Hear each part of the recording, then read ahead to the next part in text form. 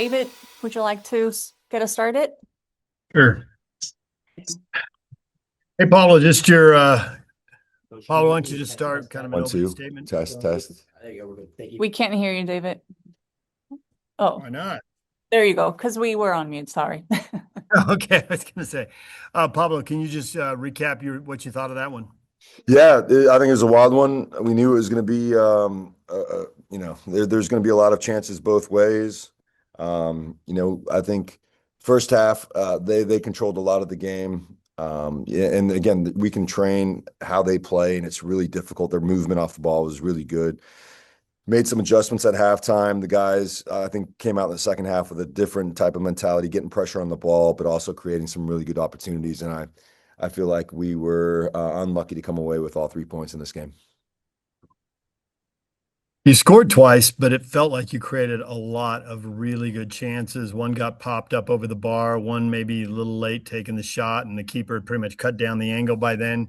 What'd you think of the finishing and the number of opportunities you created versus the finishing? Yeah, obviously, again, it's the toughest thing to do in the game, and sometimes they go your way. You know that shot in the second half, I think it was Lucas Engel, and the guy toes it off the line. Knew nothing about that one. Then the goal kick where Victor has it on the goal line, flicks it up, and the goalkeeper catches it. I mean, it was the same goal we conceded in the first half.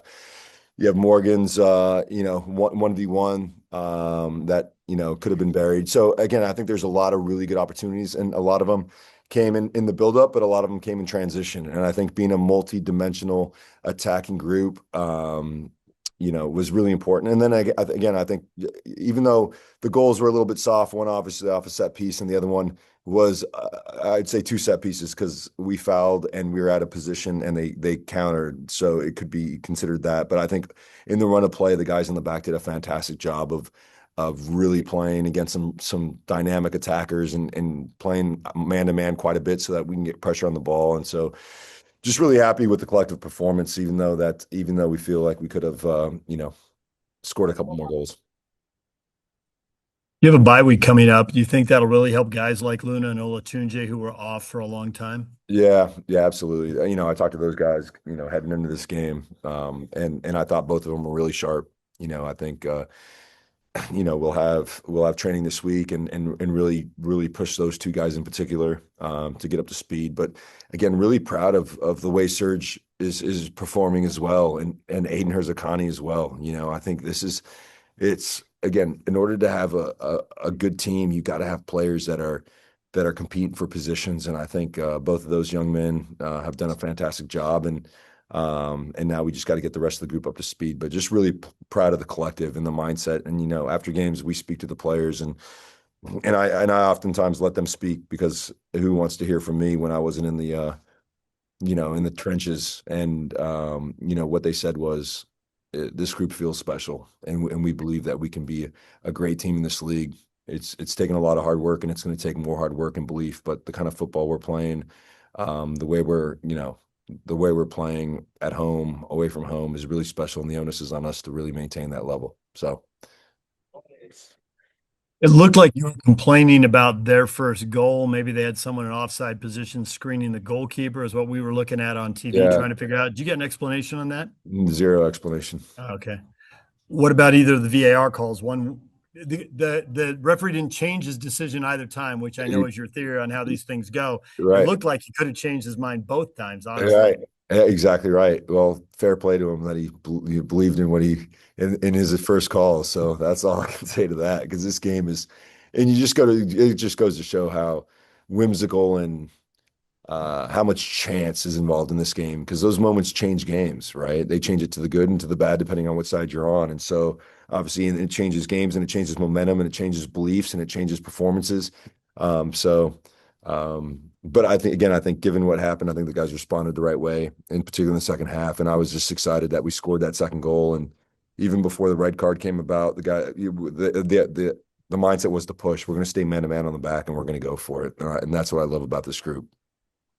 Halftime substitutions always can raise a little bit of an eyebrow. Was that more about trying to get Luna his 45, or you saw something from Hezarkhani? No, listen, Aiden's been fantastic, man. He's been top, and it's always that balance of, I think, you know, if you ask Luna, I'm sure he expected to start this game and to play a lot more. And so I think it was about Luna getting more minutes so we can get him up to speed. You know, he's right in the thick of being a part of the World Cup team, and I'm cognizant of that. But that's not to take away from the wonderful stuff. Aiden, I think he's our leading goal scorer, right? Aiden Herzakani. So like, there's you know, he's done a fantastic job. He's going to have a really bright future, and that was a decision for this game. The actions that he had in the first half, we didn't have a lot of the ball, but I thought the actions in the final third that he had were actually quite good.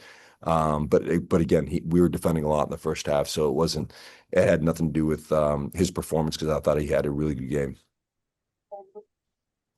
It's only 5 games in. You got this bye week coming up. I think 10 out of 15 would you probably would have taken that if you knew how many guys you were going to be without through these first 5 games. But I've also heard you say, you know, the team should be somewhere between 3rd and 6th and are kind of at the bottom of that number right now. So how do you analyze this first stretch of the season? Well, I just say the West is wild and the West is strong. You know, I think you see they're you know, when you see the matchups last year, I think East really had an edge on the West.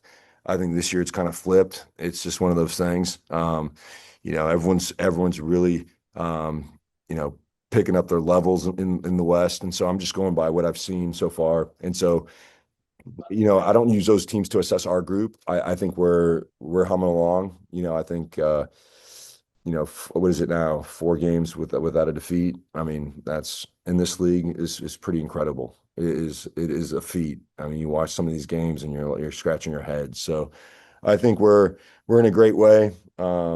Getting some guys healthy, but more importantly, I think the quality and the commitment and the fight have been top. And I think when you have all those, you put yourself in a good position to be a top team in this league. Thanks, Pablo. With Maddie here in person. Hey, Pablo, congrats on a 4th straight result. Thanks. What did you see from the group after conceding that second goal from where we were sitting? It looked like the intensity actually ratcheted up. The second goal, yeah, I think it was one of those moments. Go back and look at that. If we go back and look at that play, it was like, wow, it's just kind of out of the run of the play. It was one long ball over the top, and a moment that, again, like a managing the game moment. I think we just gave them the ball and then they set it down. And so these guys are really, really bright. But again, I think the belief in the group is that we are good enough to win. And so we start with that, and then I think just moving forward, the guys were just really good on the ball, found good pockets, found Luna, found Morgan. We were able to turn and really get at them. And, you know, I think, you know, Gozo and Wanma did a good job of putting guys on their heels. I really love our attacking group, man. They're just so dynamic. And I think that, you know, obviously when you go down a goal, there's less pressure on you. You can attack, and there's more pressure on them to kind of hold their lead. So that was a part of it as well. But I'm just really proud of what the guys are doing, and we got to continue to improve, like just the final action. But that's normal, and just really proud of the guys. And what does it say about your club that late on with the man advantage, your center backs are in their box trying to get the 3rd winning goal instead of making sure to point you ahead? No, we're going to push for 3. You know, I have a lot of conversations with one particular owner, and he will give you the statistical reasons as to why we push for games and we don't settle for draws. And so in the back of my mind, he was talking to me. And anyways, before that even, you know, the red card happened, we were pushing for it. We were going to go for it. And the guys felt confident, right? So I think now if we were to say, hey, now drop off, now their brains start to go, and then the other team sniffs momentum, and then they start gaining momentum. So the way it was at the end, I think, was fantastic. And the way they stuck to it, and almost got the 3rd was great. And then, thank you. The last one for me, you've spoken to us about raising the floor with this group that you have in front of you. Does a performance like this, where you are without the ball, out creating dangerous chances, respond, get the road draw late, does that reflect growth to you even without getting the 3 points? Yeah, it does. And in particular, and we've talked about this, Maddie, about the being deliberate in the off season of being a better transition team and creating better chances. So you know, from stylistically, we don't want a team that wants to sit in a low block. However, there's really good teams in this league, and sometimes they're going to force you in a low block. What's your response to that? What is your response to that? And that's just to be a great transition team to try to score goals. And today we had more than a fair share of opportunities to be able to do that. It just wasn't the day. So I think now the flip side of that is like, all right, if we're in a low block, we're going to be calm and we're going to be comfortable because we know what's on the other end of this if we can steal the ball. And that's exciting. And I think that's growth from last year. Thank you very much. Yep, absolutely. Brent? Pablo, I don't know if you mentioned this before. Apologize if you had, but what were your thoughts on the way San Diego was able to really put pressure on Cabral and your back line, force not mistakes, but they had deflected passes from Cabral, and a couple of times he had to bail out for a throw in. What was your thoughts on that? And how did that? Yeah, I think that's definitely an area that we have to continue to work on. I think we want to be a bit more expansive in the way we build, and oftentimes it comes with some shortfalls. And so I think just getting more reps in training this week as to how we want to make sure that we're playing safe side, we're moving the ball quickly, we know what our options are in our setup will be really important. But again, I think San Diego did a really good job of putting pressure at times, and you're going up against a good defensive team as well. Is that more of what they're doing, or is it a matter of, the center backs, the defense kind of helping Cabral out, giving him that option or options? It's always going to be a little bit of everything, Brant. Obviously, if their pressure's weak, then the decisions by the attacking players are going to be really easy and simple, and they'll be able to solve those problems. I think, they're jumping their weak side winger, and that's always an element of surprise, right? So if we're not, playing the ball safe side and we're scanning, because even in that part of the field, you got to scan and know where the pressure's coming from. But again, it's a combination of both, because they were jumping their weak side winger and did a good job, and it surprised Rafa a couple times. So again, I think every team poses their challenges. I think the most important thing for us is that we continue to improve. And again, every game's different, but I think in that phase of the game, we can continue to work on and get reps in this week, so we can get better. Lastly, for me, you've mentioned it was an exciting game, and you've mentioned in the past that you don't really like exciting games as much. But No, how does that? yeah. How does that? What are your thoughts on that? Yeah, no, that's a good question. You know what? I like exciting games when we're on the road.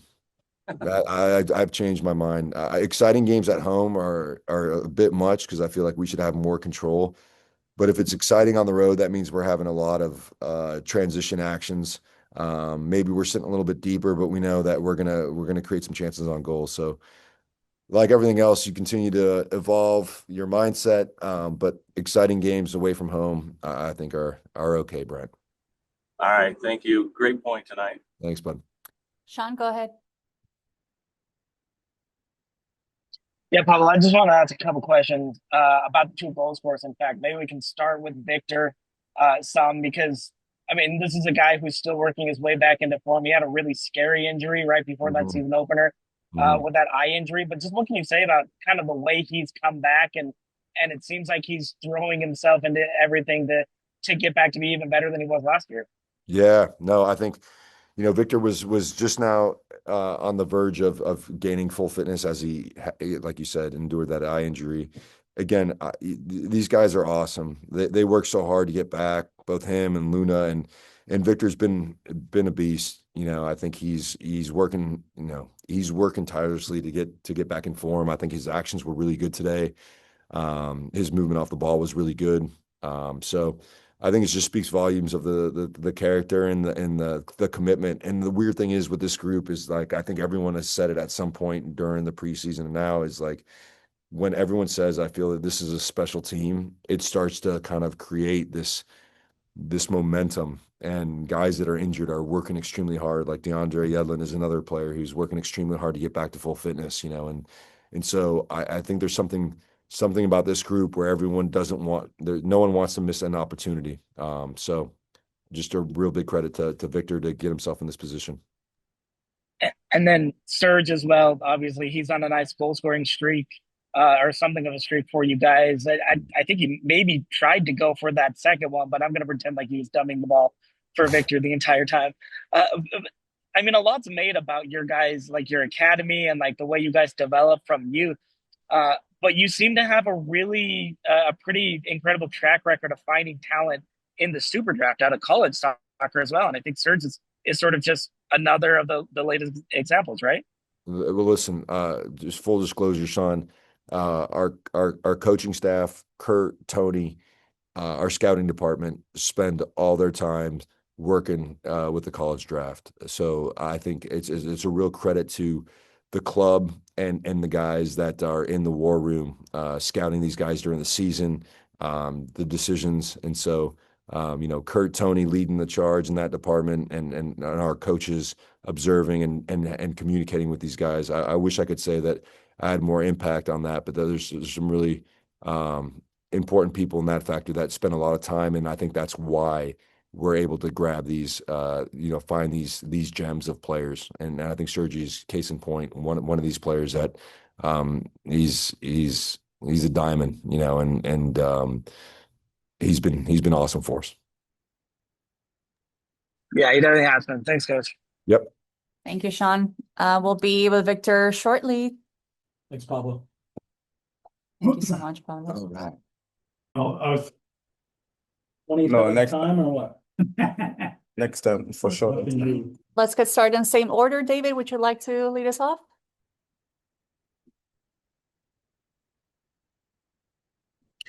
Hey, Victor, I'm just curious, can you just take us through your goal that tied it 2-2 and tell us what you saw as that play developed?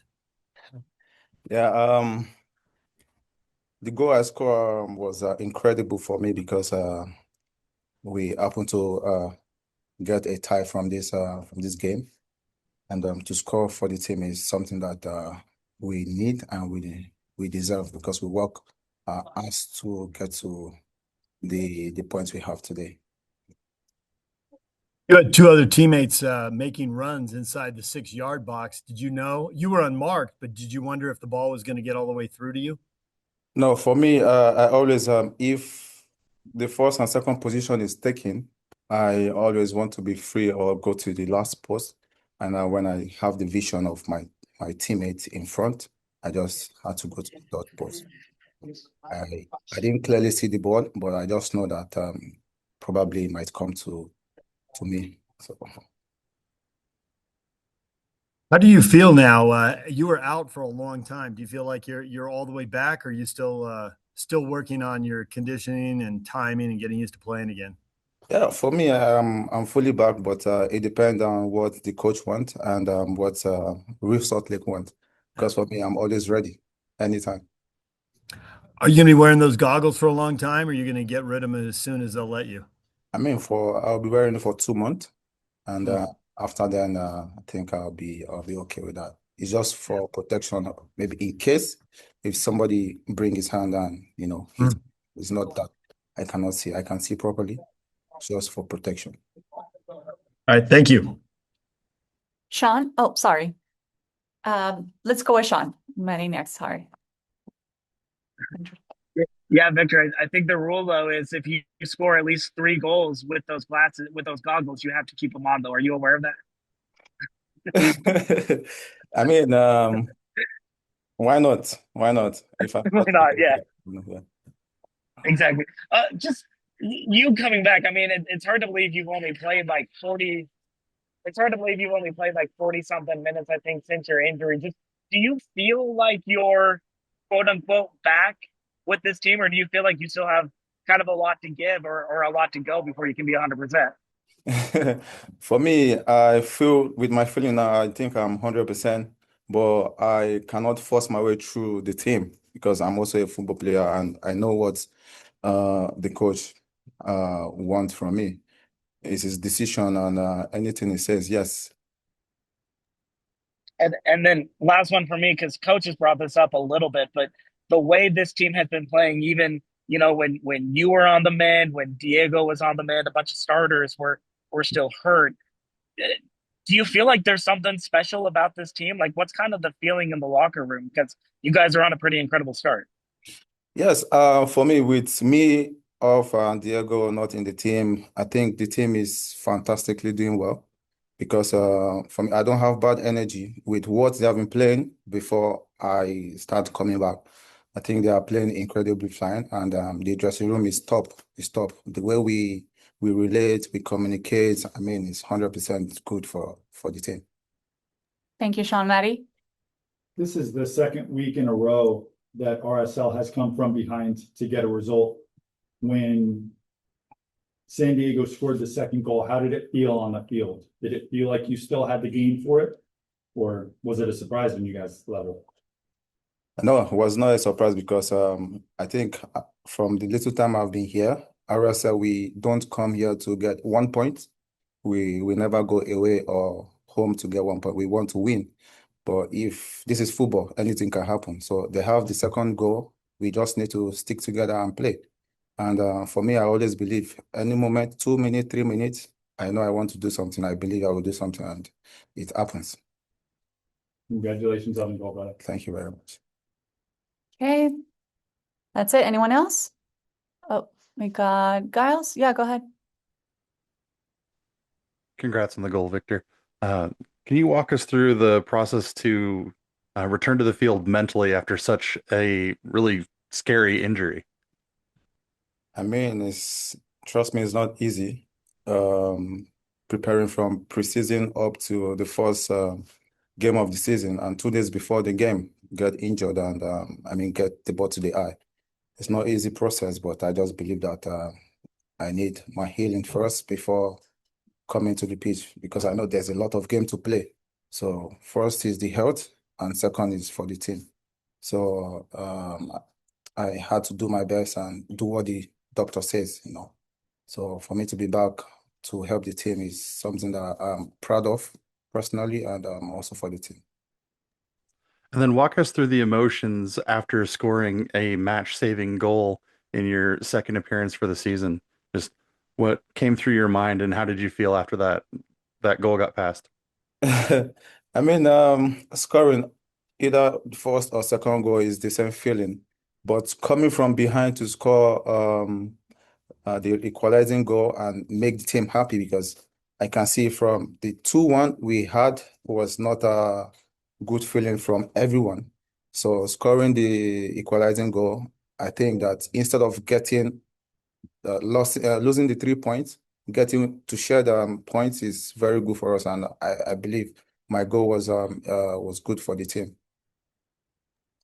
Thank you. Yeah. Brand? Congratulations, Victor, on getting the goal. It was a pretty interesting, chaotic, quixotic game there. Do you like those kind of games that are wide open? I imagine I know your answer, but what are your thoughts on the style of play for the game tonight? It's incredible today because I can see there's more space for the strikers and the forward. But the way we handle the situation, I think is good from the coach point of view. Thank you. Yeah, thank you very much. Okay. Thank you, everyone. Appreciate your participation. Thank you, Victor. Thank you very much.